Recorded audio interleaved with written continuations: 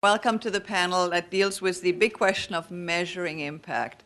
And we're really, really excited because we wanted to give you sort of the arc from the private to the public side. Because, different challenges, but in all cases, solutions. And I think you'll be really interested in hearing the different approaches from our wonderful panelists. And I'm absolutely delighted to have Kate Starr here as the moderator. She's going to really probably have this more of a discussion style. So you're in for a treat. Thank you. Thanks, Ariane. Great to be here. So I'm really excited to talk about my least favorite subject, impact measurement. Having spent some time over the last, 16 years thinking about mission investing, impact investing, whatever you want to call it, measurement is always kind of in the room and lurking on your shoulder. So in all honesty, I'm really excited to explore this with our panel today and also the people in the room. I would say like us, we're generally going to kick it off with some remarks, but want this to be more of a discussion style. So as you have ideas or questions or comments, just raise your hand and we'll try to do that as we go. In general, probably, we're really kind of focused on practical, real-world impact measurement issues, so philosophies, maybe not so much. Happy to do a little bit of that, but also, so let's try to make this an energetic conversation. And with that, I'm really excited to introduce our panel. When this was put together, really trying to do a couple of things. One was to really talk about impact measurement across asset classes. So we really do want to sort of talk about the portfolio approach. So if we're not getting there, feel free to raise your hand and say, could we please get there, Kate? Okay, number one. Two, we do want to talk globally, not just about private investments where we can call the founder and the CEO and say what's going on, and he or she will call us back. We're also going to be talking about public markets. And securities and, things that may not feel quite as tangible. So we definitely want to cover kind of the full spectrum again because we want to be able to talk about impact across the portfolio. And then we've also got a different sort of use case here on our panel. We've got oekom, which is a research firm and data provider. We've got Matt, who's talking from the fund manager perspective, looking at early stage companies. And we've got Bridgespan, who's got a pretty novel approach in talking through quantitative approaches to impact expression of impact. So with that, I'm going to turn it to each member of our panel to just talk a little bit about their perspective. And I think we're going to start with, let's start with you, Matt. Okay. So our impact assessment standards and protocols are very much a work in progress. Someone from Cambridge Associates told us that we were in the upper 1% of impact reporters that they had seen, which leaves me depressed about the general state of the sector. But for us, the initial and most urgent task was to clarify our values. And everything else flows from that. And then there's the challenge of assessing investments at a very early stage, very different than the challenge that all of the other panelists deal with, before there is anything like a randomized controlled trial. And then there's a separate subsequent challenge of tracking the progress of the portfolio as the companies grow and mature. I was involved in a discussion at the X Prize Foundation with a group of people, every one of whom was really more of a data scientist than an English professor, which was my previous job. And it was interesting the way that they were helpless in dealing with these early stage companies. But they, at the same time, helped me to clarify our heuristics. And what we do is we ask people what their theory of change is. Why do you think that you are going to help the population that you intend to help? What's the mechanism? What's your evidence? And It's always interesting when they refer to myths or errors in the science of learning that have already been discredited. So respect for the research. If you can't have a randomized controlled trial of the product, at least you can have the entrepreneur pointing to a randomized controlled trial on, say, e-portfolios or portfolio work more generally. And then there's also the claim of personal experience. You're always looking for the authentic entrepreneur, the entrepreneur who was struggling with a problem and found it very irritating and sent up a distress signal and asked other people to help solve it, tried to get the vendors whom she worked with to solve it, but nobody listened. And finally said, I guess I'm going to have to try to solve this myself.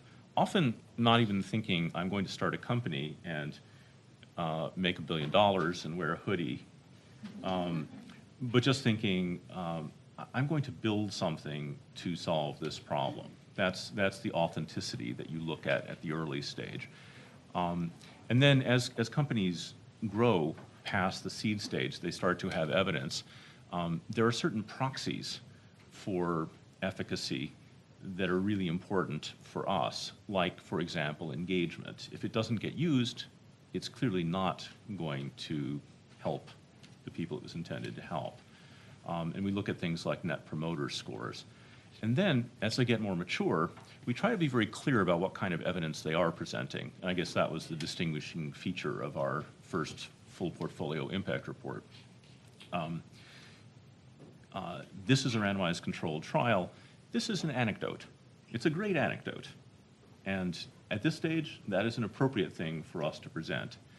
And one last thing is that I was involved in the B Labs working group on producing extended standards for education, which was a fascinating process, and I think we contributed some ideas to it. But we came away feeling also as if their metrics were biased against smaller companies, younger companies, which have less evidence to present. And also, sometimes the outcomes that are most important to you, most urgent, are difficult to measure because they haven't been defined. So you can measure improvement on state summative assessments. It's a little bit harder to measure progress in 21st century skills for a student body, although we have one company that is trying to do that. And if you think about one of the most urgent challenges confronting all of us right now, which is to do a much better job of preparing Americans who have citizenship and are over 18 to vote and to engage civically in a responsible and informed way, that's an uncharted territory, really, in terms of metrics. But we know it to be one of the things that we most urgently want to solve. So Matt, one quick follow-up question. You said that the entrepreneurs are presenting evidence that are applicable to their stage.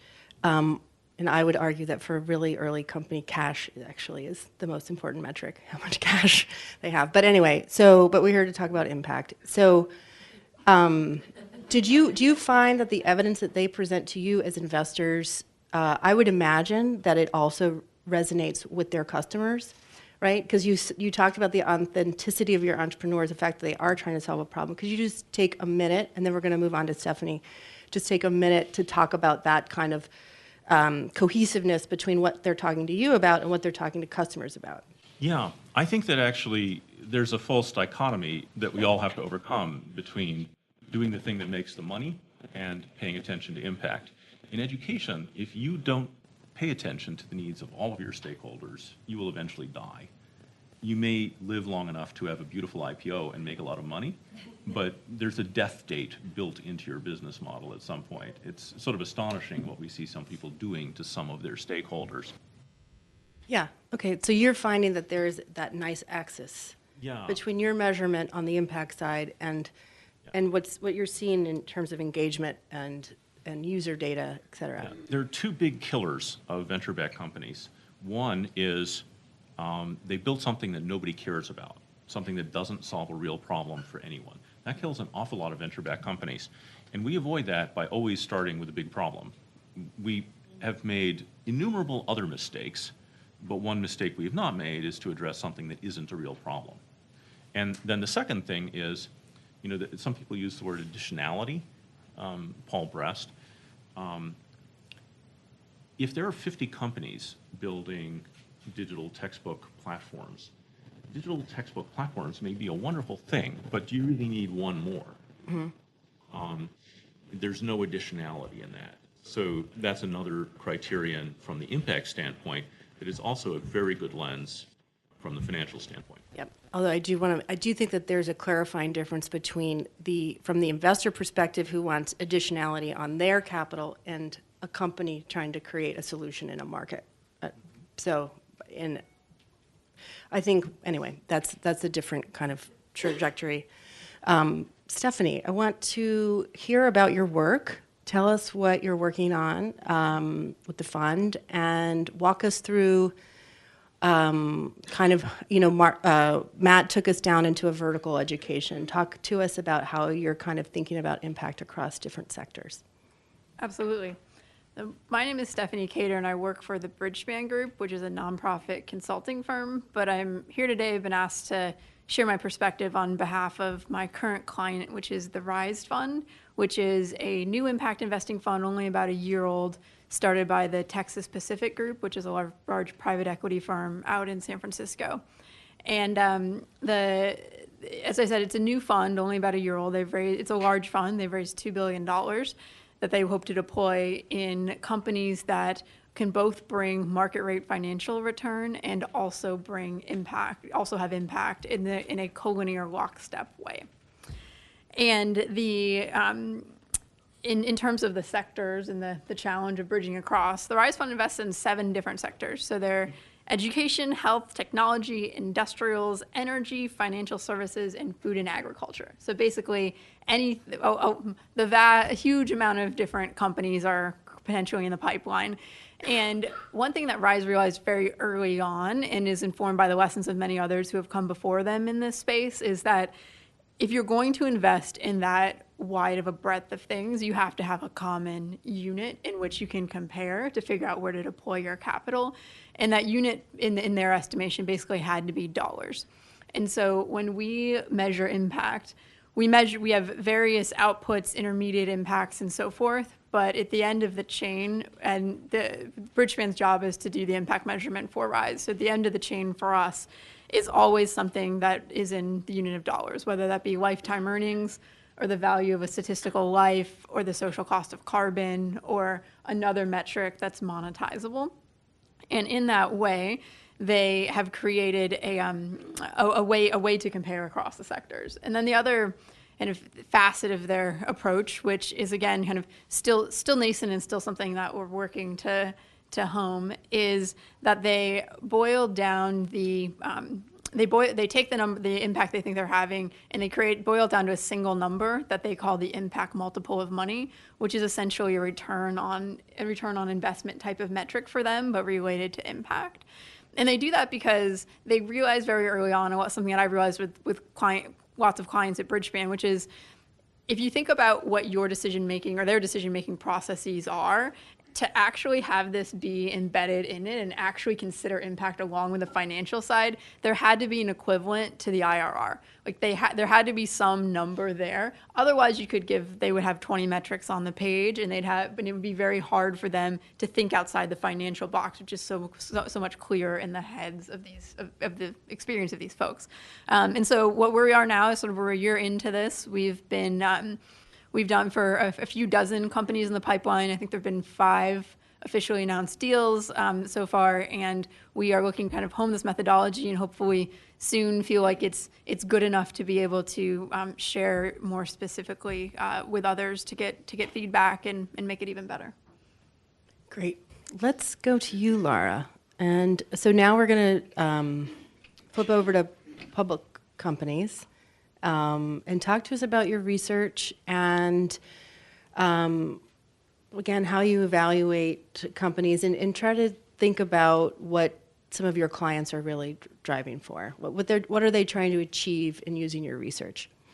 So, I'm Laura. I'm a senior analyst at oekom Research with a sector focus on the financial industry.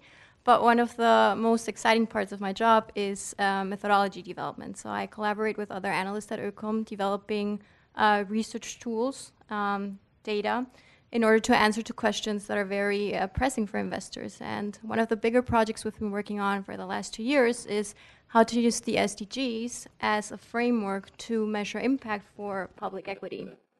And when we started working on this project, and something that I've really appreciated about this symposium is talking about personal experience. So I'm going to talk about my personal experience as an analyst, looking at the beginning of the SDGs, oh my God, huge research agenda or development agenda, and how can we break that down to make it relevant to investors, to make it an investment case. So we started working with a group of 5 analysts thinking, okay, 17 goals, 169 sub-goals, how is this relevant to the investment world? And we thought the best way to go about this is doing a thematic breakdown and looking at themes that are actually accessible to investors. So we took this big framework, broke it down, and selected 15 objectives, which we've defined as companies can have a contribution towards those objectives, 8 of them in the environmental side, 7 in the social realm. So we're looking at issues like climate change mitigation. So how are companies contributing or, very importantly, also obstructing towards climate change mitigation, or access to healthcare, alleviation of poverty. So breaking it down to themes that are actually tangible. So that was the first step we did. The second thing we did was, okay, we have the objectives. We know where is it possible for companies to have that impact. How can we actually quantify that impact? And we went about this by developing a taxonomy. So for each of the objectives, we said, okay, we need to have a way of assessing and measuring that exposure. So if we take, for example, climate change, which is a very relevant topic today, we would say, okay, our goal or the objective we've defined is how can a company contribute to the 2-degree goal? We said we can assess this in a 5-scale taxonomy and say, well, a company can have a significant contribution, and we would assess a significant contribution as having a product or a service that actually provides a solution to the root causes of climate change. In this case, we could say, for example, renewable energy. A company can also have a limited contribution, so not actually addressing the root causes, but having products and services that have an effect, a mitigating effect on climate change. So for example, public transportation. There's a lot of products and services that have no net impact on climate change, so they would fall in like kind of this neutral category with regards to this particular objective. And we're very proud of that is that we're and this is something I catched upon in the discussion this morning, you always have impact. And I think one of the risks when we were talking about the SDGs is that investors are going to tend to say, well, what's the positive impact of the SDGs? But if you're looking at products and services, there's also products and services that are inherently negative to the SDGs that can also obstruct the development goals. So we're also taking that side and saying, okay, does the product and services have a substantial obstructive effect towards achieving that goal? So if we're talking about climate change, again, we would say it's for example, fossil fuels, which are the root cause of climate change? Or is it a product that has a limited impact because it uses, for example, fossil fuels as the core element of the product, so a combustion engine? So in developing a very clear taxonomy, we were able to basically categorize the products and services of companies and very clearly provide data that says, okay, as an investor, you can choose. You can say it's positive, it's negative. You want to say it's really positive or it's really obstructing, and provide that transparency in the data. And that was very key to us. And finally, quantifying that impact, of course, the best way to do that was through net sales revenue exposure. So how much of a company's products and services are being derived from those products that we've either categorized as having a significant contribution or having a significant obstruction. And that's the process that we worked on. It's very challenging. There's a lot of different questions about some products having a very positive impact with one objective, but then if you look at it from another social perspective, it might have a negative impact. So a lot of double counting, of course, as well. So very, very many different challenging questions. And I do believe we have been able to develop a product or develop data that, first of all, is very transparent. So we're very open about talking to this about these apparent contradictions, but also very, very clear about how we go about measuring in order to, because I do believe that's one key thing. You don't want to receive just a figure or a number and not really understand how this has come about. Why are we saying this is a significant contribution or not? So I'm going to stay with you for another minute, and I warned everybody that sometimes I go rogue and just ask questions that we have not prepared. So I'm wondering, Laura, if you could give us an example. Just you explain a really great framework. I love the positive-negative duality. The SDGs are still relatively new, I think, in in investors to operationalize. So, and RISE is still in the early operating days of really understanding what any particular number means. But if you have an anecdote, if you can share with us an experience, either you as an analyst for the financial services sector, where that analysis changed your opinion, could you tell us about that? Or a client who maybe got their footprint, their SDG footprint, and said, wow, I had no. Could you share with us a little bit of insight there if you can? And you can say, come back to me and I'll go on. But well, I can start trying to answer that question. Okay, I think for me as an analyst, one of the most valuable things about using this language was traditionally we've always looked at how companies are doing things. And that's the way we were used to doing ratings. So what are the risks? What are the kinds of processes that companies have in place? And I think that's really still very relevant part of the equation, but bringing in this new perspective allows you to understand companies a bit differently. So maybe if we think about at oekom coverage, like companies that are on the higher impact side, so for example, sustainable foods, those kinds of companies. And they tend to be very intransparent because of their size, and they don't talk to stakeholders about sustainability efforts, and they would tend to score very poorly in our because ratings. of disclosure. Because of disclosure issues. Okay. And when you bring in this other perspective of thinking, okay, it's not only about, which is very important, I don't want to underestimate this, it's not only about doing things well, but doing the right things and include that into the analysis, I think that's incredibly enriching. So it has allowed us to understand those business models of these companies in a more holistic way. And they're not scoring as negatively because this is actually something we're also integrating into our rating. So it's not only a separate product where we say, okay, here you can assess SDG impact, but also how is this helping us understand better what the net contribution of a company actually is. Okay, great. Sounds familiar. So I want to pause now. We've had a kind of a brief introduction to the work here. There's a lot, there's a lot of depth here. I think you can sense that. But just want to pause now and see if there's a burning question or comment from the group. Right back there. Hi, everyone. Thank you very much for your presentation. It was very informative. My question's for Laura. I was wondering, with this new SDG model of impact measurement, why oekom decided to look at solely products and not the entire value chain. I think every company has a carbon footprint, and so I'm wondering why that wasn't a factor as well when you're evaluating climate change impact.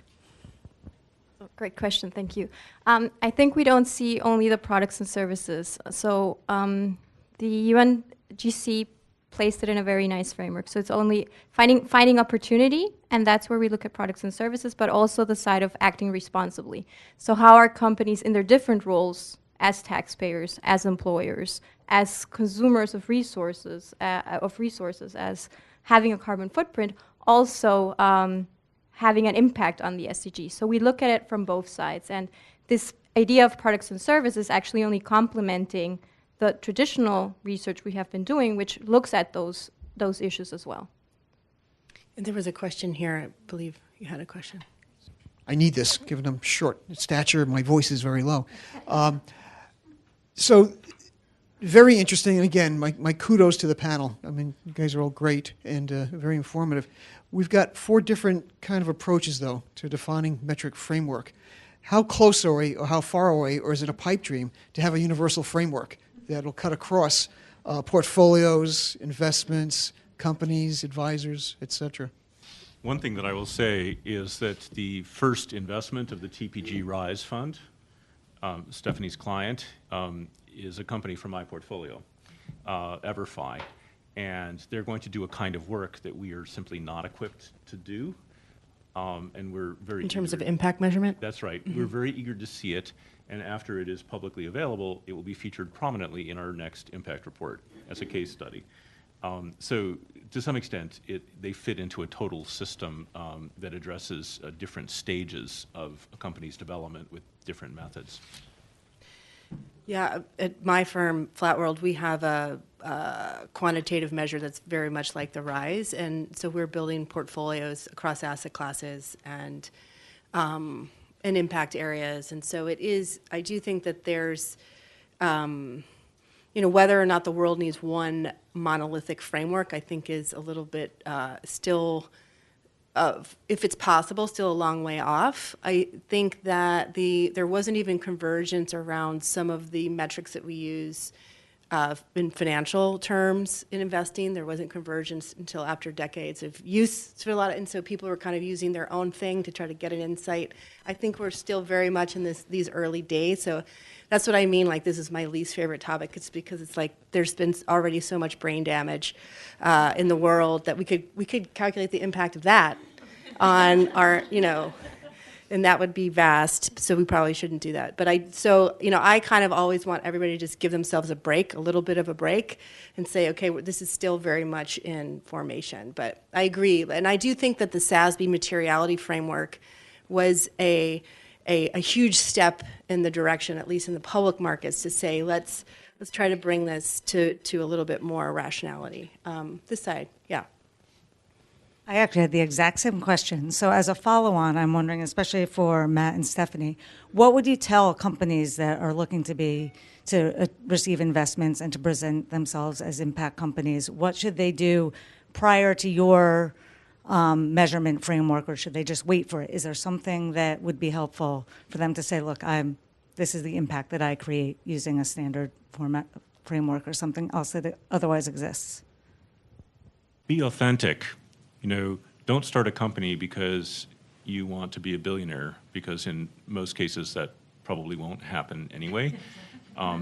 Start a company because there's a problem that you are enraged by, that you passionately want to solve, and that you will persist in trying to solve even after all hope seems lost. Stephanie, do you have a response? Yeah, and I agree with Matt. I think that you can't fake it. Your company is going to be is one that drives it, that drives impact if it is core to the business, and for an impact investor, that co-linearity is key. So we work with the companies that are in the pipeline to actually sort of walk through this. We talk to them about how we're building this out, about how we're assessing their impact, and then we invite them to say, well, actually, did you think about it this way? We think we do this. And our hope is that, going back to the question of a common framework, my personal hope is we are not that far away from frameworks that could fit that bill, and that there are probably some out there in some form. I think the key challenge is it easily repeatable? So if I calculate this and you calculate this, are we going to come up with the same answer or not? And that's a really big challenge. And so what the RISE Fund has decided to do to try to produce something that over time will become repeatable like that is we have KPMG engaged in assurance. So basically, my team will calculate an impact, and then another team that works for another company for KPMG is actually going to spot check, is going to see if they can repeat the same analysis based on our source documents, the studies, and so forth, and the method. And if we can get there, if we can get to the point where we have a high rate of assurance on this, I think that will be a good bellwether of a methodology that actually could be shared, because people could replicate it on their own without some organization in the center trying to do it for everyone. I think that's an excellent point. And go ahead, Matt. I actually don't think you can ever have a single common framework, because if your measure is sort of Benthamite utility, then you have to focus on clean water, the very base of Maslow's hierarchy, on the people you can prevent from going blind in Africa for $7 each or less. So the Gates Foundation would be all healthcare and no education. Mm-hmm. And then where does that leave theater or opera? Nowhere, right? Because they're much higher in the Maslow hierarchy. But at the same time, I'm curious, with your method, if you assign a standard value to the loss of an arm, and you know, what is the value of a human life? 50,000, 100,000. You can get some weird results if you're comparing it to education, and there's a course that results in someone, say, from a low to medium income family being able to get a job that pays 100,000 a year, and over the lifetime that amounts to $1 million. Should that equal 10 lives? So, yeah, and I think even if we were to have a framework that multiple investors could use, that doesn't mean that they would use it in the same way, because there's a values judgment in the corporate embedded in it. There's a sort of sector interest incorporated in it, and I agree that should never happen. There should never be sort of everyone doing something the same way and making all the same decisions and only investing in clean water, and that would be the wrong outcome. I also agree that you can get some the formulaic results that you may not intuitively believe, and I think that's sort of the reason why RISE wants to put so many deals through this, to see where do you get strange things, how does this need to be adjusted, and do you actually have a point where you don't have a single formula? Do we reach a point where actually you say we can't do this? It is an open question that I think is unanswered today. and I would say you can't lose sight of the stories, the anecdotes, the things that generate human sympathy, which in turn generates action, because otherwise the numbers themselves don't move anyone to do anything. Yes, I will quote my former boss, Clara Miller, who said, "No stories without data, no data without stories." So that's kind of a good rule to live by. Suzanne.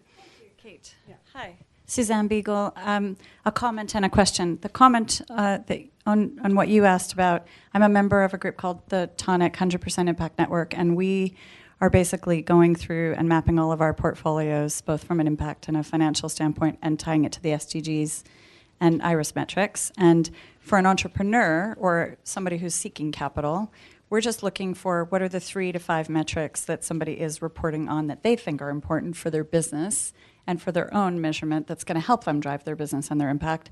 Rather than dictating it, we're saying, you tell us what it is you're looking at. And that puts you in a place where then you can say, I'm tracking this, I've been tracking this. That was a quick comment. The other part, so I'm working on a project at Wharton and Penn. At Penn, Ruth Shaber mentioned this morning. There's an initiative that is called the XX Factor, which is looking at the 5 determinants of women and girls' well-being. And then on the Wharton side, we're looking at, can you actually take that framework, and it's health, education, human rights, safety and security, and economic opportunity, can you lay that into an investment portfolio and do an investment analysis?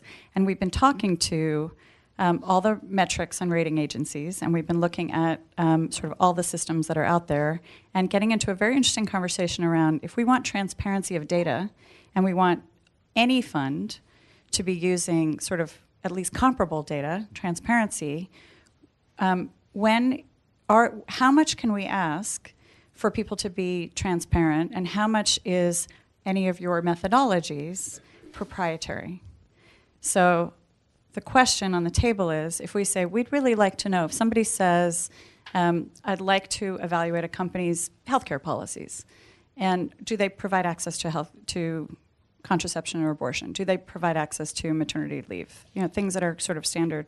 What we're hearing from people is that a lot of different funds say, we've got a proprietary methodology around that. And you've just talked about a few methodologies that you're developing.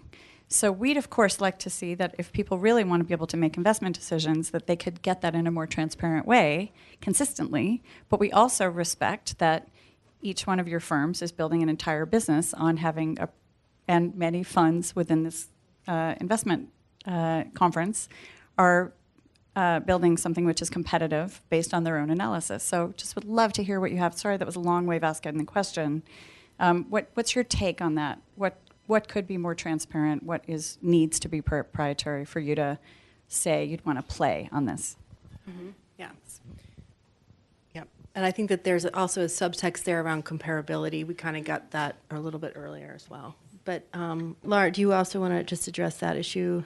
Yeah, I think the issue of transparency is a question we're very often confronted with as a research agency. And I think we do a very good job at being transparent about how we go about measuring things and delivering that data also in a very transparent way. So when I was talking about our SDG framework, what you would get would actually be 75 data points. So you would see we have 15 objectives. There's a five rating scale for each objective. You can actually see, okay, how much of the revenue is being derived from each of these scales.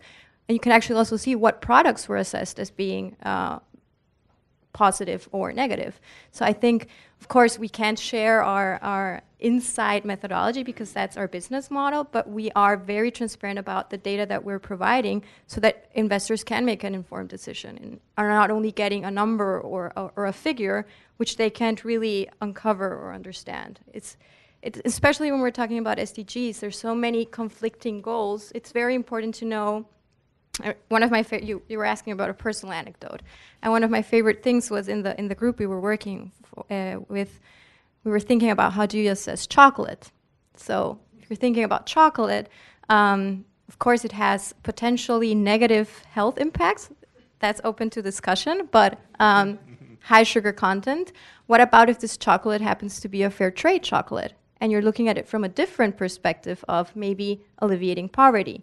So it's very important that we offer that transparency and say, when you're looking at it through the lens of poverty, the fact that you're generating revenues through fair trade chocolate can be viewed as positive, and it's important that we're able to say, this is the product we assessed as being positive through the poverty lens.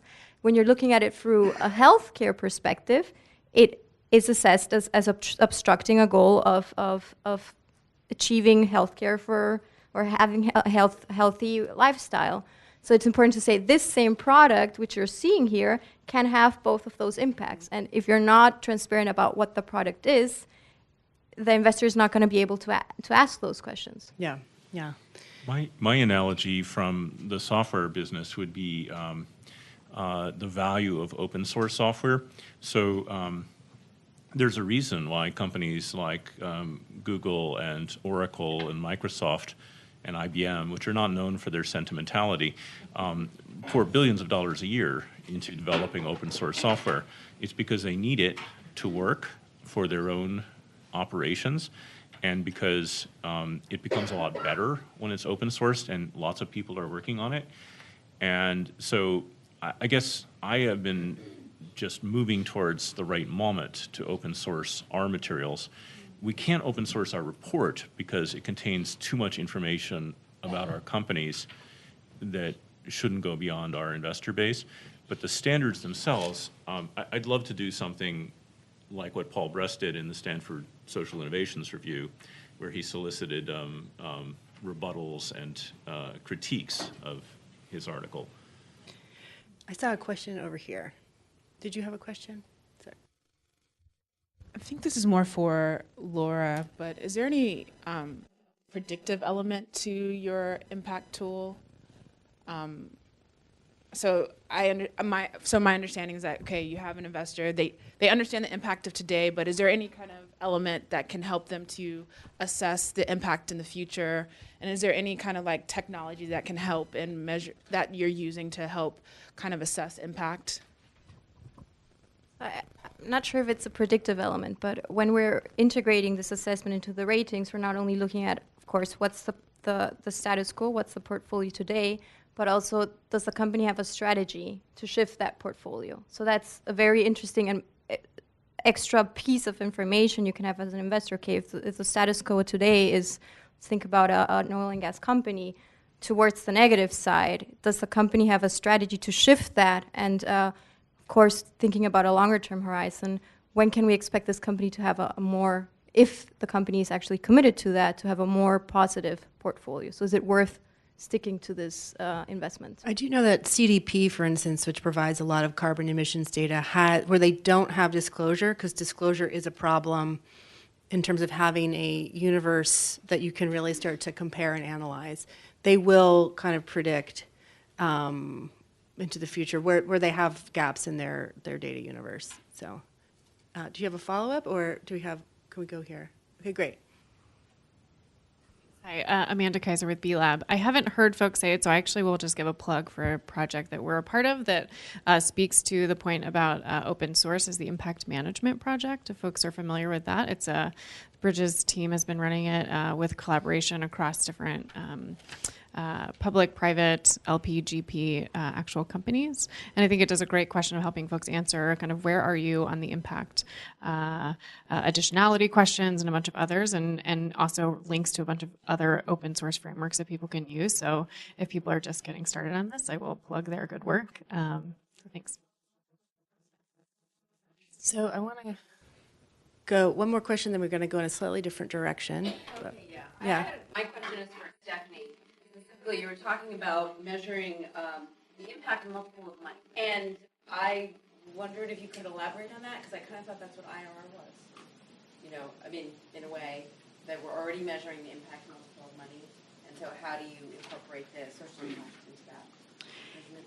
Yeah, it's a really good question. So in the impact multiple of money, financial returns are not a factor. So profits in the future are not a factor. Only in projected impact in the future is part of the numerator. That doesn't answer your question. Okay, I'll ask you more later. Okay. But I actually like that. I mean, I do think that there are a few things that we haven't talked about yet today. One is, I think that we're focused on the impact of the investments that we're calling impact investments, right? So what about the impact of the investments that may not be falling into these buckets, right? And so if you take a step back and you say that all investments have an impact, how do you start to wrestle with that? Obviously, you know, Stephanie for Rise and for Matt, you guys are out there and solution oriented, and you're looking for companies, and we love that tight connection between your operating metrics, your impact metrics, and your financial metrics. I think that that's really clear. We're okay? How about, okay, 5 more minutes or 10 more minutes? Okay. Any other thoughts? I mean, Matt, you're out there with other venture capitalists bidding for deals who may or may not give a whit about impact and don't have LPs saying, where's my impact report? You know, they're just doing their venture capital thing. I mean, people have said if we only had better impact measurement, trillions of dollars would move into sustainable investing. I don't necessarily think that that's true, but the conviction that impact investing is actually better investing is much more important than how it gets measured. The idea that it's a risk mitigant, that if you look at two companies that are otherwise, if you look at two companies that are otherwise pretty similar, let's say they're both e-commerce companies, but one of them is Warby Parker, and they give away a pair of eyeglasses for every one that they sell, they have a tremendous advantage. It's a PR advantage. It captures the imagination of their customers. It also means that they can recruit the most talented people. And recruiting talented people is ultimately the determinant of success in technology businesses. So a lot of people don't understand that. And then I mentioned this before. The other thing about impact businesses that just is different is that if you have an entrepreneur who wants to solve a particular problem, that entrepreneur does not give up, right? I have seen entrepreneurs just quit. Wow, this is more difficult than I thought. Let me pivot. Or let me leave this company and take a big company job where they'll pay me $500,000 a year. That does not happen as much with people who truly have a mission to solve something. Now, with that said, the more capital that is allocated to things that make sense, the more impact there will be. And so I find myself enraged, really, by misallocation of capital within my sector. And a lot of the companies that have raised the largest amounts of money are things that just don't make any sense from the financial standpoint or the impact standpoint. And the result of that is that you have people at high-quality generalist venture firms saying, education's no good. And then there's less capital flowing into the sector for the things that do make sense. Stephanie, do you have thoughts about that? I mean, you're working with a fund company where this is their first kind of rodeo in terms of impact and sustainability. How, maybe if you've got any glimpse into the workings of how the team there is able to use your metric as a real tool for insight, or what might be happening there? Are you seeing light bulbs go on? Yeah, and I certainly can't. I certainly think that, like you do, that the claim that sort of these trillions of dollars are going to flow into impact investing is overblown. I can say that the people the partners at TPG raised $2 billion to flow into it based on the conviction that they would be able to measure the impact and have a fund that was non-concessionary, that got market rate returns. I think, there's still a lot of open questions about whether that's indeed going to bear out, but I haven't seen, I can't say trillions have moved, I can say 2 billion has moved, and I do think that there's potential for more. I just don't know where that ceiling is. Yeah, I guess one thing that, to get at this other thing that I was trying to say, but not very clearly, was it would be interesting if, like, 5 years from now, they were using your metric on the rest of their funds, right? Mm-hmm. So we'll watch for that. Let us know if that happens. Will do. So yeah, because that's kind of what we're talking about, where we're going. Deirdre. Doesn't that kind of get at the question earlier around, because like this, it sounds like, if I understand it right, the way that works is that you know the intention of each investment, so you're measuring in some sort of dollar value that particular intention. But if you took that metric and applied it to the rest, which weren't invested with any sort of intention, then how would you know which thing to measure? And so, I'm obviously oekom with art, so I'm with Heron, we're working with oekom, and that's one of the things that we like about them, is that they're looking across all of these things, and we can look sort of on a general basis first, and then layer on, like, what's the particular impact we're looking for. Mm-hmm. That was not really a question, I guess. Sorry. Yeah, that's all right. Comments are welcome. Can I ask a question? Yeah. Leading off of that, like, at the end of lifespan, right?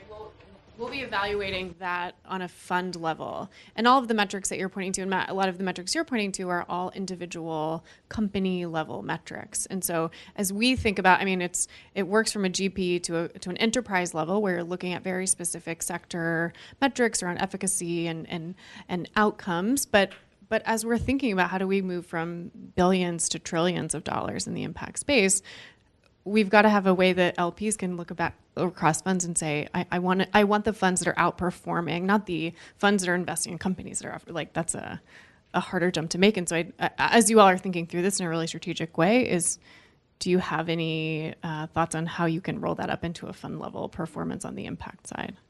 We've tried, and we've gotten some of it right and some of it wrong, so I'd be curious. Well, I keep coming back to the idea of additionality, and I think it would be a wonderful criterion for venture funds in general to use, and it would screen out an awful lot of the waste of capital that has been perpetrated recently. The food delivery companies, many of which raised hundreds of millions of dollars.